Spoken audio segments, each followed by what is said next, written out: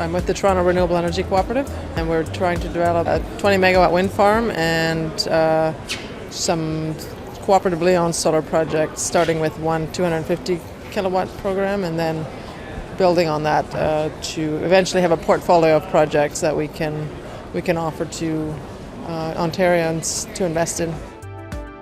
Well, it's a very welcome announcement this morning. We did know it was coming, so it wasn't a surprise, but we are certainly keen for that kind of support. You can't really raise money from the community until you have a feed-in tariff contract, until a lot of the pieces are already in place, and so you need somewhere to go to pay for some of the soft costs. If you're a conventional developer, you might have, a business behind you that can invest in these sorts of projects. If you're a community developer, you really only have the money that you can raise from the community itself, which sometimes isn't enough.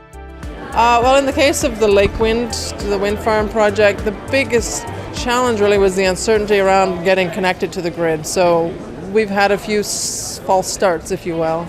With the introduction of the Renewable Energy Standard Offer Program, we thought the project was going to be able to move ahead. Then they introduced the orange zone, so an area that's grid constrained in southwestern Ontario. Then the Green Energy Act was announced, and although we knew that the grid issue hadn't really been resolved, we were hopeful that because it was a community-owned project, perhaps there would be some exceptions to that ruling. And of course it wasn't. So now that's really our biggest struggle right now, is the fact that we can't connect to the grid.